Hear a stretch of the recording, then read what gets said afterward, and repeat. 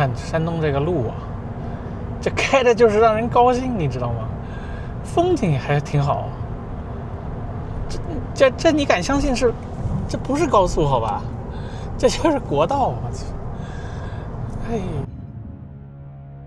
最近我一路开车南下，从河北开到山东，就在跨省的那短短1分钟的车程里，车外的景象发生了一种让人无法忽视的变化，从一种杂乱无章的无序中，瞬间变得规整有序了。这种强烈的对比，让我脑海里一直萦绕着一个巨大的疑问：山东和河北都是中国北方数1数2的人口大省和经济大省，地理位置都不错。河北甚至还环绕着北京、天津这2大超级都市，拥有着像唐山港、黄华港这样吞吐量惊人的大港口。理论上，它应该是一片流经躺赢的沃土。但为什么只要你真实的、不带滤镜的像我一样在这2个省份的土地上走过一遍，你就会明显的感觉到河北跟山东的真实差距越来越大了，甚至河北正在逐渐失去一种向上生长的心气。今天我们不吹不黑，抛开那些枯燥的宏观报告，结合我这一路上用镜头记录下的真实见闻，以及那些藏在老百姓柴米油盐背后的经济逻辑，咱们坐下来好好聊聊真实的河北到底怎么了。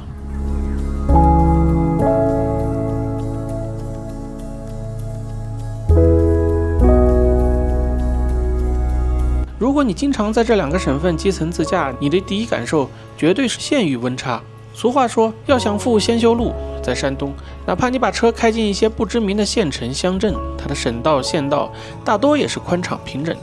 路两边的厂房绿化，村镇的自建房，透着一股硬核且扎实的富足感。山东的县域经济确实能打，百强县数量常年霸榜，很多地方的市容市貌、商业活力已经完全不输给南方沿海城市。但是，当你把车开进河北的某些地级市，甚至是曾经阔绰的工业重镇时，你会感觉时间仿佛被按下了慢放键，道路的两旁大货车常年碾压后留下的坑洼和修补痕迹随处可见，街区的建筑外观、商业形态，甚至路边的小店的招牌，很多似乎都还停留在10多年前的审美。走在街头，你看着那些行色匆匆的普通人，看着那些略显陈旧的底商，你能闻到一种非常浓烈、非常亲切的北方市井气。但同时，只要你稍微敏感一点，你也能感受到一种缺乏新陈代谢的疲惫感。年轻的面孔变少了，高端的消费更是少之又少，取而代之的是一种为了维持基本生活而日复一日的运转。当然，你说河北就没有现代化的让人眼前一亮的城市吗？有，而且有一个地方极其魔幻，那就是雄安。你们都知道我拍过很多期雄安了，一开始我们都以为雄安就是名义上说的转移北京非核心功能，但是这几年很多区域逐渐落地完工，我才明白雄安真正的作用是什么。它和几十公里外河北那些略显破败、灰头土脸的县城形成了极其强烈的折叠感。特别是我走到了南方的一些城市后，尤其是江浙沪，这种感觉就更加明显了。人家江浙沪早就已经进化到了发达国家的水平，河北还在旧时代兜兜转转。我们都知道，雄安的这种繁华根本不是河北这片土地依靠内生经济自然生长出来的，它是靠着极其强大的国家力量、天文数字般的转移支付和顶层设计，硬生生的托底出来的。为什么要这么做？因为河北的区位太尴尬了。作为一个拥有7000多万人口的大省，居然没有一个能够产生强力向心力的核心城市。省会石家庄长期以来被网友戏称为天下最大的县城，它对省内的其他兄弟的号召力极其有限。保定人办事看北京，唐山人做生意看天津，张家口更是北京的后花园，大家散装惯了，各玩各的。雄安的出现其实承载了一种自上而下改变河北这种散沙格局的战略期望，但这究竟是一块飞地，在短期内还无法像毛细血管一样反哺整个河北的普罗大众。走出雄安，回到广袤的河北大地，一个非常刺骨的现实摆在面前，现在的河北是不是越来越有东北的感觉了？这不是我危言耸听。当你走在唐山、邯郸或者张家口的某些老工业区，看着那些高耸入云但不再冒烟的冷却塔，看着长满杂草的废弃厂房，看着街头小公园里越来越多晒太阳的老年人，那种结构性的萧条感和东北的铁锈带如出一辙。数据是不会骗人的。曾几何时，河北也是全国 GDP 排名前6的经济大省，钢铁产量更是有世界第一看中国，中国第一看河北的霸气。但近些年，它的经济增速放缓，排名不断下滑。更致命的是人口和人才的抽血式流失。大量的河北年轻人，稍微有点学历和抱负的，坐着高铁去了北京，或者南下去了江浙沪。留在本地的年轻人，面临着产业老化、工资水平低，甚至找工作难的困局。曾经引以为傲的钢铁大省，在经历了时代的洗牌后，旧的产业正在痛苦的剥离，而新的能够提供大量高薪岗位的产业，却迟迟没有在这片土地上长成参天大树。那到底是什么导致了河北今天的没落呢？很多人会找各种各样的原因，但在我看来，真正扒开表象，核心跑不出以下3个极其无奈的现实。那第一呢，就是那句极其残酷的老话：大树底下不长草。环京津贫困带，这是一个早些年在学术界被提出，至今无数河北人默默咀嚼的名词。我们常常说大城市有虹吸效应，但只有你生活在河北，才能明白这种虹吸有多么彻底。资金、人才、政策、资源，就像一个巨大的黑洞，全部向北京和天津集中。北京的企业不需要去河北建总部，北京的高校不需要去河北开分校，因为极其便利的交通，足够让北京把河北最顶尖的资源和最优秀的年轻人都吸走。大家知道吗？河北作为高考大省，几千万人口，省内居然没有一所985大学，唯一的一所211大学河北工业大学，它的校址居然在天津。医疗资源也一样，河北稍微重一点的病患，第一反应永远是去北京看病。河北成了一个默默无闻的奉献者和护城河，它奉献了水资源，奉献了人才，甚至为了保证首都的安全和生态，在产业规划和城市建设上处处受限。你去看看燕郊，看看那些每天凌晨5点起床，排着长队跨越检查站去北京上班的几十万通勤大军，他们睡在河北，干在北京，把青春和税收都留给了北京，把疲惫和睡觉的需求都留给了河北。这种结构性的失衡，是河北凭一己之力根本无法逆转的。第二个呢，是环保重压下的壮士断腕，以底层阵痛。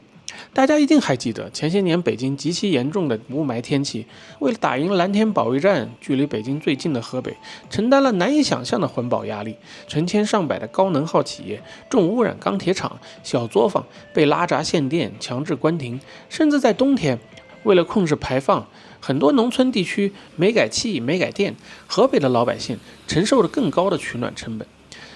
这对全国的生态大局，对北京的蓝天白云，绝对是功德无量的好事。但是如果你把镜头对准河北本地，对于它的 GDP， 对于那些靠着工厂养家糊口的几十万上百万普通工人来说，这是断崖式的打击。他们默默地砸碎了自己的铁饭碗，承受了买断工龄或者下岗分流。他们为了大局做出了巨大牺牲，但这种时代的一粒灰落在普通人头上的阵痛，很少有人会去真正关心，只能他们自己默默吞下。第三呢，就是产业结构的严重错位和踏空。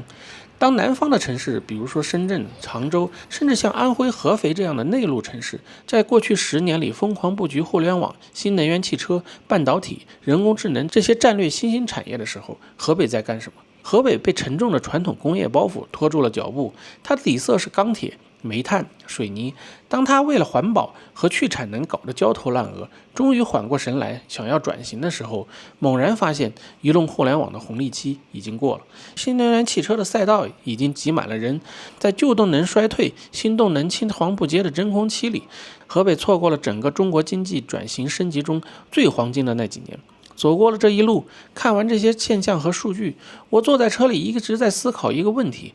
我过去了解的河北人其实口碑都还不错，勤劳能吃苦，大家都在努力生活，为什么就是不能发展起来？我后来逐渐明白，这或许已经不是单纯的经济问题了，而是更深层次的体制与定位问题。南方很多省，比如说广东、浙江，哪怕是福建，经济的发展很大程度上靠的是无形的手，是市场机制自下而上的野蛮生长，是老百姓为了搞钱各显神通，政府只负责修好路做好服务。但是在河北，起决定性作用的往往是有形的手，是极其强大的行政力量。作为护城河，河北的很多产业布局、资源分配，它的首要考量根本不是为了本地经济利益最大化，也不是为了市场的最高效率，而是为了配合大局，为了保持稳定。当一个地方的资源配置逻辑长期被行政令主导，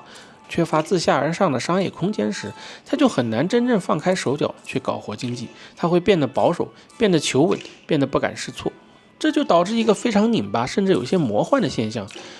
河北的决策者不是不想求变，看着周围的城市一个个起飞，他们其实非常焦虑。你看近2年的新闻，石家庄官方高调宣布，要倾尽全市之力打造中国摇滚之城，这听起来是不是让人觉得有些违和？摇滚乐本来应该是自下而上，带着有一点叛逆、草根、市井气息的亚文化，但在河北，他们试图用极其强大的官方行政力量去下发红头文件，去组织广场排练，去硬生生的推行摇滚。这种略显生硬，甚至有些笨拙的操作背后，折射出的正是河北在这个网红城市时代巨大的焦虑。看着淄博靠着烧烤火了，看着哈尔滨靠着冰雪火爆了，甚至连天水都靠麻辣烫出圈了。河北太渴望流量了，太渴望把年轻人拉回来了，太渴望城市活力了。但遗憾的是，他们依然习惯用老一套自上而下的行政令手段去试图解决现代市场经济下活力不足的新问题。很显然，活力不是靠发文件管出来的，还得是靠放开手脚，让老百姓自己去折腾、去试错长出来的。这或许是河北乃至很多北方城市最需要反思的问题。作为记录者，我坐在这里，其实给不出破解河北困局的完美解药，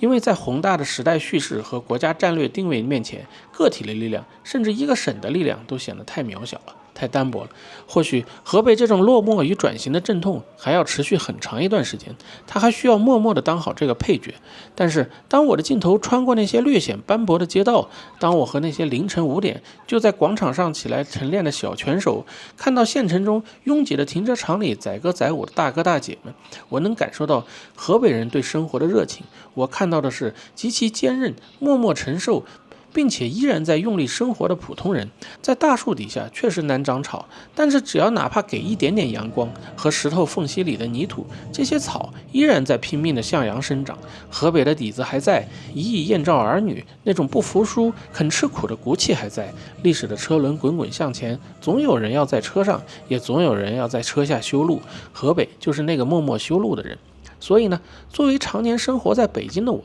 总感觉真的应该感谢河北人付出的一切，也希望河北未来越来越好。